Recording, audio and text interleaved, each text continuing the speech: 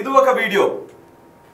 ఒక వ్యక్తి బతికున్నాడా లేదా ఆయన చెప్పులపై అక్షంతలు వేసి చెప్పేస్తాడు.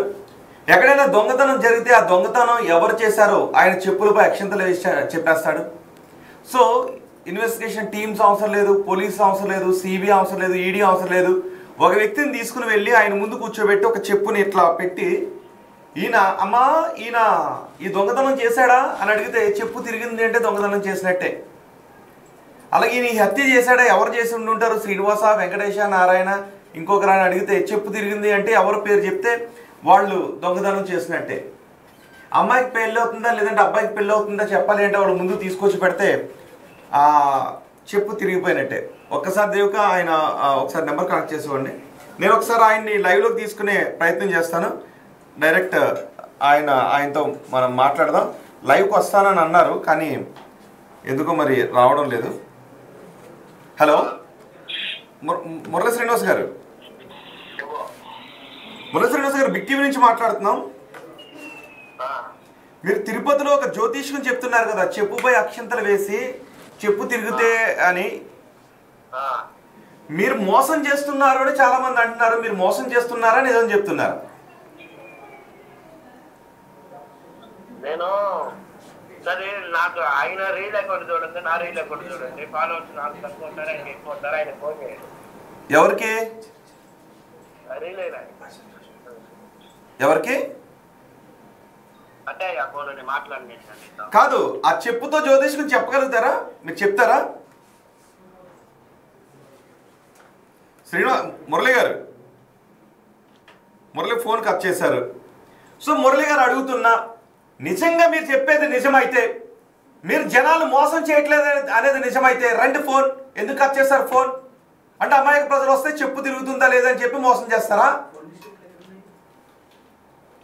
దేవిక శ్రీనివాస్ గారని ఇప్పుడు ఫోన్ చేసింది మురళీ శ్రీనివాస్, ఆయనే కదా?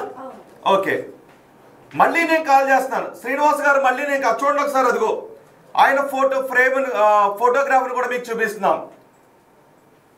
అమాయక ప్రజలను మోసం చేయడం అని అంటున్నారు. శ్రీనివాస్ గారు, మీరు నిజంగా మోసం చేయట్లేదు అని అంటే నిజమైతే బిగ్ టీవీ ఇది వాస్తవమా అవాస్తవమా? దేవిక ఒకసారి ఇది మళ్ళీ కాల్ చేస్తాం. అవాస్తవమా వాస్తవమా మీరు నిజం చెప్పండి. లేదు మీకు నిజంగా ధైర్యం ఉంటే, మీరు జనాన్ని మోసం చేయట్లేదని మీరు నమ్మితే బిగ్ టీవీకి రండి. బిగ్ టీవీ స్టూడియోలో మనకు అందుబాటులో ఉన్నారు నిత్య విద్యానంద భారతి బిగ్ టీవీ స్టూడియోలో మనకు అందుబాటులో ఉన్నారు. అలాగే గట్టుపల్లి సురేష్ బాబు మనకు అందుబాటులో ఉన్నారు. ఓకే శ్రీనివాస్ గారు, హలో శ్రీనివాస్ గారు, మురళీ శ్రీనివాస్ గారు, మీరు నిజంగా చెప్పుతో జ్యోతిష్కం చెప్పగలుగుతారా? మరి మీరు ఎందుకు ఆ వీడియోస్ చేసి పెడుతున్నారు?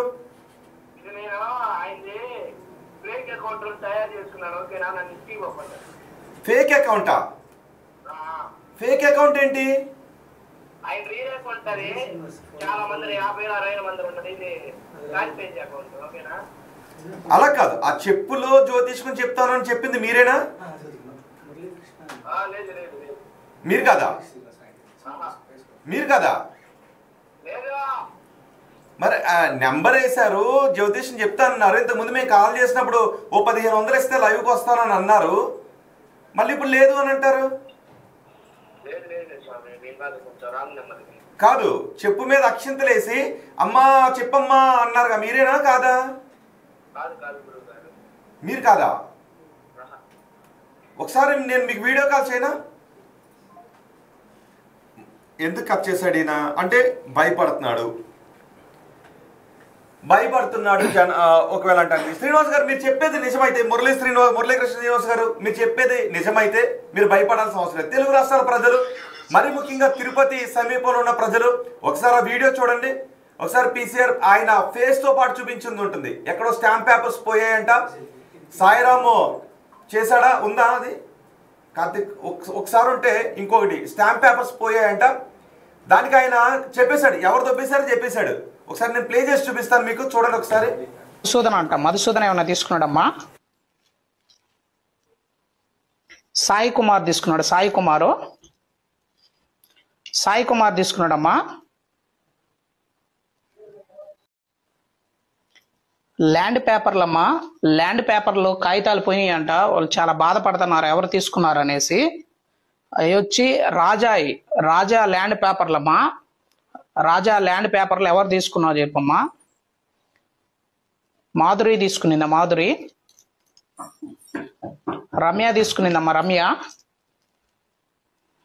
మధుసూదన్ అంట, మధుసూదన్ ఏమన్నా తీసుకున్నాడమ్మా. సాయి కుమార్ తీసుకున్నాడు, సాయి కుమార్ తీసుకున్నాడమ్మా.